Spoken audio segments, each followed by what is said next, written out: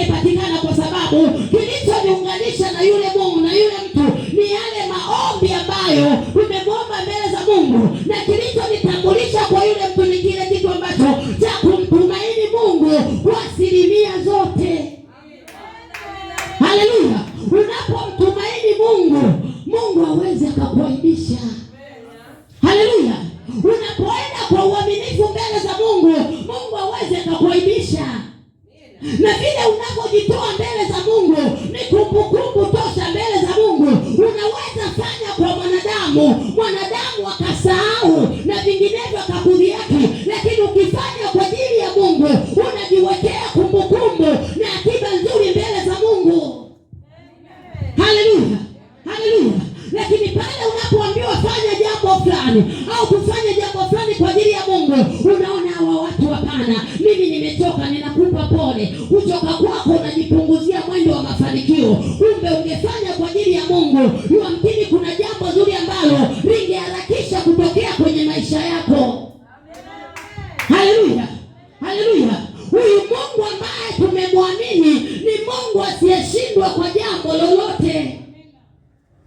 Mungu tuliyemtumaini ni Mungu asiyetazama kama wanadamu wanavyotazama.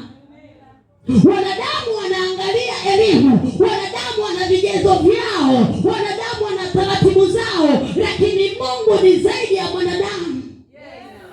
Haleluya. Kama angekuwa anaangalia vigezo vyao wanadamu, mimi leo nisingeketi mahali ambapo Mungu ameniketisha. Nasema na bado siku nakuja hapa na Land Rover limeketi, yani limepaki mahali hapa, wanasema Bwana urejesho, nimeingia kwa utukufu wa Mungu kuambia wengine Mungu wa urejesho anaweza kufanya zaidi ya tunavyofikiri. Haleluya, haleluya. Mwamini Mungu asilimia zote. Ukiwa mbele za Mungu sio mtu wa kubipo.